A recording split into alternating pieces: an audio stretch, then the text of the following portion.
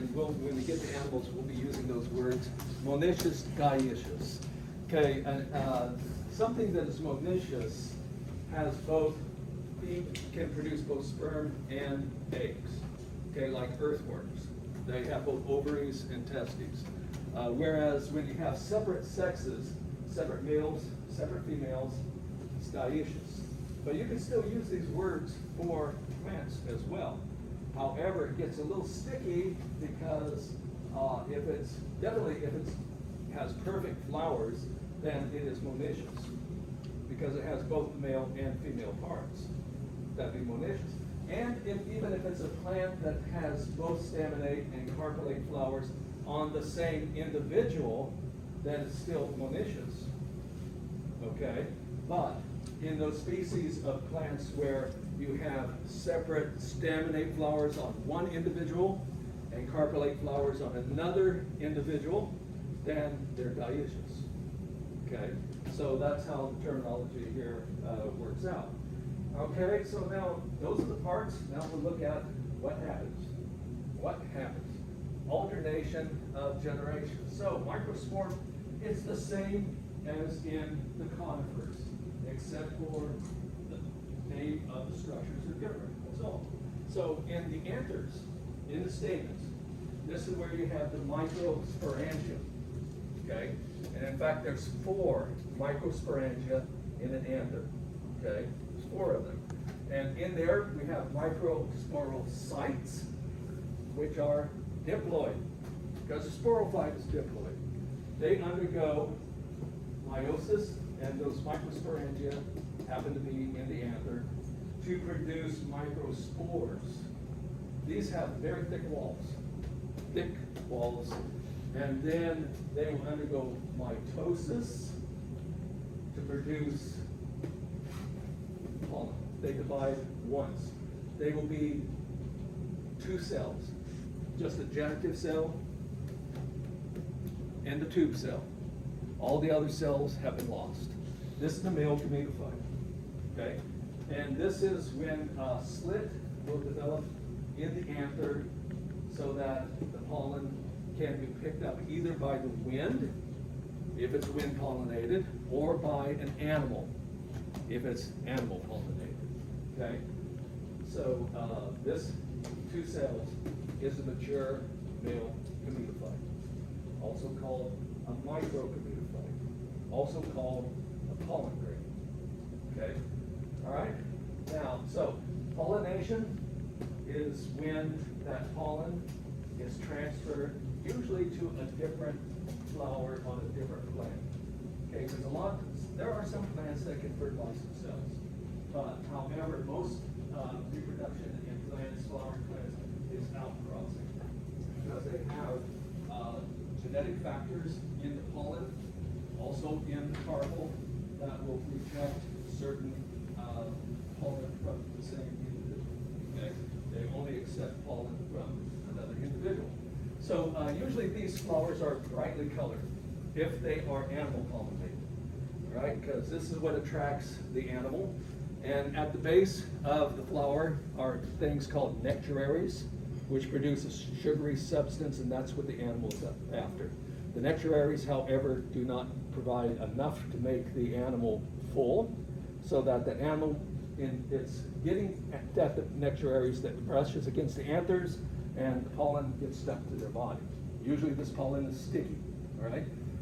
And then it gets, when the animal, a bee or butterfly, goes to another flower, then the pollen will get dropped inadvertently on the carpel, all right? So this is what's going on.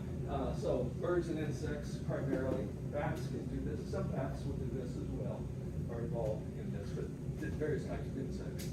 They're looking for nectar, and they will go from flower to flower, usually looking for nectar in the same species of flower, carry that pollen to a second flower, and deposit inadvertently on the style of the carpel. Now for wind-blown pollen, however, the flowers are usually small and green, and usually they don't have colorful petals, And usually there's a lot of flowers in a big cluster, and they're very small. They produce pollen that has to be wind blown, okay? And they also produce large quantities. These flowers up here that use pollination, or use animals to pollinate, they don't have to put as much energy into producing pollen. And if they don't put energy into producing pollen, you can use it for defense or whatever, okay? So, but these have to make lots of small pollen, right? And this is what contributes to hay fevers. This does not. Okay, this used to irritate me when I used to watch TV. I don't watch TV anymore. They'd have advertisements for allergy medicine, and usually I remember this one advertisement showed this young lady frolicking through this field of brightly colored flowers, just sneezing her head off. And I said, that doesn't happen, okay? That's not wind pollinated. Those flowers are harmless, all right? And my wife she doesn't let me watch TV anymore, okay? Right? But nonetheless, that was ridiculous. This is the type of stuff that causes hay fever. These are sticky. They don't get wind blown, okay? You're not, unless you're put your nose down in the flower and swish it around, you're not going to really pick up anything else. All right, so this will land on the stigma. And the tube cell, remember this pollen now is just two cells. Tube cell and generative cell. The tube cell starts growing and it digests its way down through, jump here, down through the stigma. So the pollen is up here and it's growing this tube way down to where the stigma. All right, now that cell, is it photosynthetic? So where is it getting to the material to grow pollen to?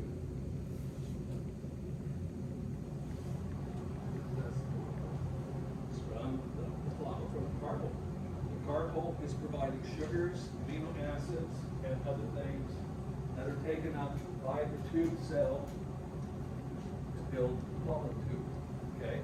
Furthermore, chemicals, female gametophytes down here. She is releasing chemicals that are guiding the growth of this pollen tube, all right? So this is going down there, all right? Go back. So this starts growing, digesting its way, and the generative nucleus will divide. Okay, now we have three cells, okay? Two sperm nuclei and the tube cell. So, and that's the biggest the gametophyte ever gets, the male gametophyte, ever, just three cells. All right, and these do not have flagella. Incidentally, jumping back to the conifers, the sperm nuclei do not have flagella either, okay? So they don't have to swim through anything, okay? So just two sperm nuclei and one tube cell. That's all that's left of the gametophyte, male gametophyte. Okay, so let me see here. Let's get, actually, do I have it? All right, I'll draw that one forward. It's sort of here, but it's not very plain. What's happening down here in the ovule?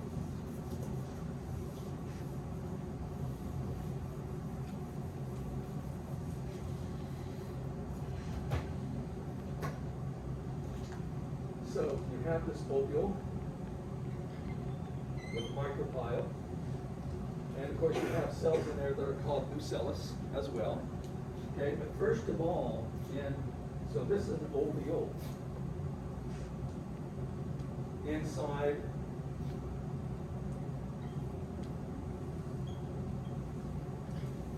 of the ovary. Okay, so here we have, let's do the whole thing. So a lot of times what you have here is a central base, all these ovules sticking out. So this is an ovule, and this whole thing ovary. Okay, ovules are inside of the ovary, right? I'm showing just one ovule.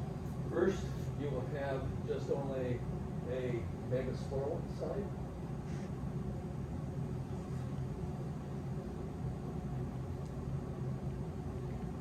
That undergo meiosis.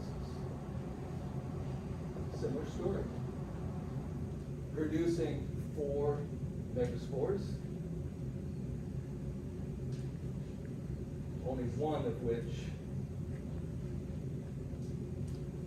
will survive, just like in the conifers. Okay, because meiosis will produce 4 nuclei, 3 of them die. You only have one functional megaspore. The megaspore will divide by mitosis, 4 divisions, 4 times, producing 8 nuclei. Okay? Actually 3. One will produce 2, the next will produce 4, next will produce 8. Yeah. So it's just only 3 divisions, and that is the extent of the female gametophyte. So what you will have around right here, this is the micropyle. Okay, it's the place where the pollen tube will penetrate. There is an egg surrounded by 2 cells that are called synergid cells. The egg is in between. The synergid cells are what is left of the archegonia. Archegonia, in the conifers, have lots of cells. Here, it's reduced just to 2. At the other end will be 3 cells that are called antipodal cells.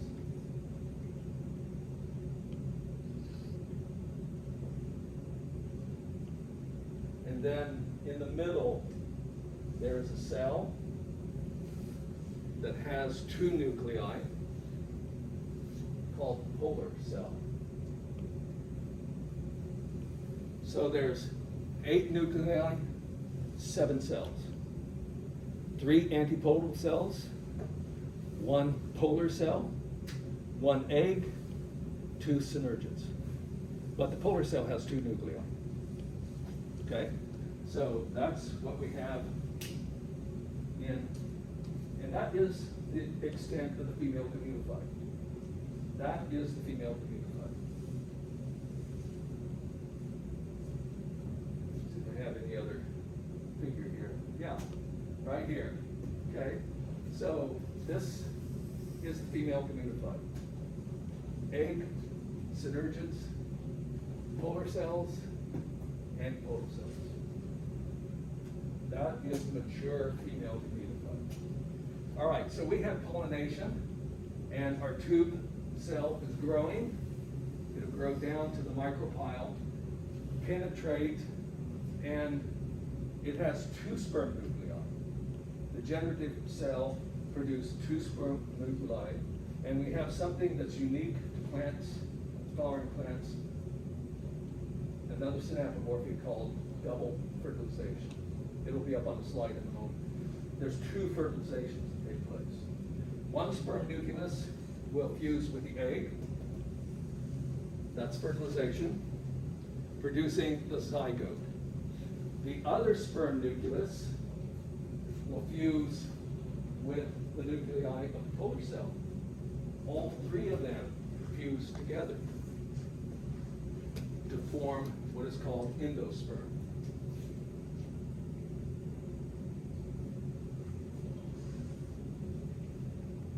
How many sets of chromosomes does that cell have after that fertilization? 3. It's triploid. Okay? Now, what will happen, of course, is the zygote will develop into the embryo, and the endosperm will become the food supply. Okay? It will divide for food, because there's not much left there of the female gametophyte to eat. Okay? It doesn't provide a whole lot of nutrients. All right? So this is how it all works. double fertilization. So this is a synapomorphy of angiosperms as well. Okay? And you'll get to see all this in lab tomorrow. Okay? All right. So this completes the life cycle. To summarize, let me run through it one more time. In the anther, there's 4 sporangia. This will produce lots of microsporal sites. Diploid, 2 sets of chromosomes. Microsporal sites undergo meiosis to produce 4 microspores. The microspore will divide once to become the gametophyte. Male gametophyte consisting of 2 cells. Tube cell, generative cell. A slit in the anther will occur and the pollen will be released, carried by some insect to another flower. In the carpel, at the base, there are ovules. This whole thing is an ovary. Now this here figure is showing separate ovules. First of all, in that ovule, there'll be a megasporal site, diploid. Megasporal site divides by meiosis to produce 4 spores, 3 of which die. Just one. One functional megaspore. The megaspore will divide 3 times to produce the female gametophyte. Female gametophyte is in the ovule, okay, consisting of 1 egg, 2 synergids, 3 antipodals, and 1 binucleated polar cell. The tube cell of the pollen grows all the way down, penetrates through the micropyle. The genitive cell divides once by mitosis to produce 2 sperm nuclei. You'll get double fertilization. 1 sperm nucleus fertilizes the egg. 1 will fuse with the 2 polar nuclei to produce endosperm. Okay, so that is the life cycle, and will produce a seed eventually. Okay, so the endosperm will become the food supply, and the zygote will become the embryo.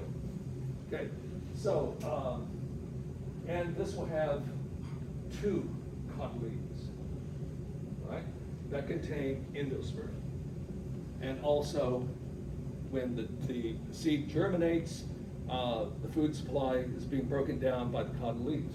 Now, how many of you like to eat peanuts?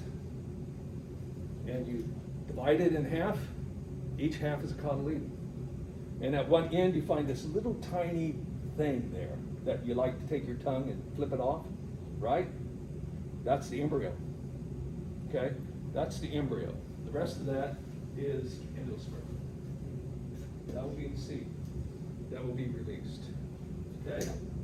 All right, so these seeds, depending on what group of plants, they can either have 1 cotyledon or 2. Okay, and I'll come back to that here in a moment. Okay, this is just the structure of the seed. You don't have to know all this stuff up here. Those are words what would be for a lab, but not for here, right? Okay, so fruits. What's a fruit? That's also an apomorphy for angiosperms.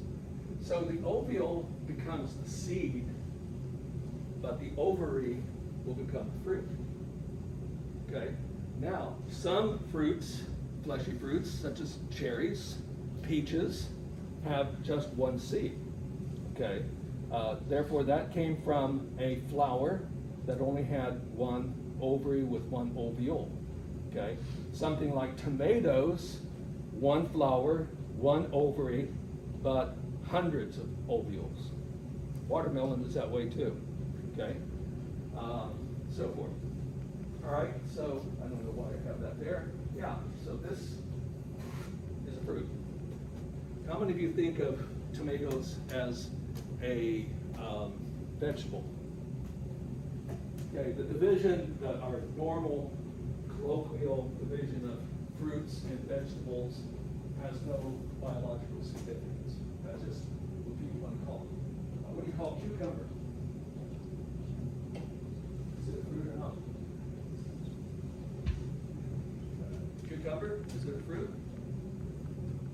Yeah, it has seeds in it. That came from one flower. That's a fruit. Watermelon is a fruit. Okay? Is a potato a fruit? No, it's a root. Or a stem. Sorry, stem. Carrots? It's a root. Okay, so celery? It's a stem. Okay, yeah, all right. Good. So this aids in dispersal because what happens with conifers is that the wind blows their seeds. But here, some animal can eat it and feel real good, run over this hill, run over the next hill, and all of a sudden take a poop, and the seeds are there, fertilized, okay, miles away from where the fruit was developed. But there's other types of fruits. Okay, so the fruit tissue, diploid, okay, because that was produced by the first generation sporophyte, right? Show you some others here. Yeah, you don't need to know these. I just put this slide in here showing different types of fruits, and I'll never ask you about them. That's beyond what we went to. But dandelions, this fuzzy little thing is a fruit. So not all fruits are edible, okay? But that is, and the seed is right there, but that fuzzy part is a fruit. For dispersal, it developed from the ovary. You don't have this plant around here where I grew up, it was all over the place, called the devil's claw. This is a fruit, very woody, seeds are inside. You'd never want to chew on that. It has these two big claws, and those claws would hook onto pant legs and legs of cattle, and the seeds would get scattered way, way, way far away. Okay, so that's a fruit. Okay. I will come back and finish this on Thursday. We're only talking about a couple of slides here, but talk about angio, because I do angiosperms, I do want you to know 2 clades. Okay, that's all. And that's all the further we're going into it. All right, so how many more slides do I have anyway? Just this?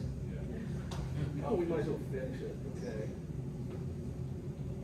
Okay, yeah, I'll just put it all up. Okay, so the phylogeny of angiosperms is really complicated. There's a bunch of basal groups. We're not going to worry about them. But further up, there's 2 major clades. All right. So we have these basal groups, which include something called magnoliads. Okay. But there's other basal groups. But we have 2 very big classes: monocots and eudicots. So this is the official name. You can just know them as monocots and eudicots. Okay, we'll simplify it. Monocots are definitely monophyletic. Okay, this is grass. They have veins that are parallel, and one cotyledon. And this has things like lilies, philodendrons. So grass is one of the biggest families of monocots, right? And eudicots, the only thing I can come up with is that they have 3 pollen pores, okay, for this. And it's called trichopate pollen. This is where the pollen tubes can grow out of, okay, on these things. And these usually are net-like, the leaves. They have 2 cotyledons, and usually have taproot, which goes straight down. Okay, I will review this slide again on Thursday, all right? Because I went over it rather fast here, but that's all the further we're going to talk about flowering plants, all right? And this is the cutoff for the exam on Monday, so it's going to be 1 through 5. I'll start with our last clade, Amorphia, on Thursday, but but it will not be on the exam. Okay. Okay.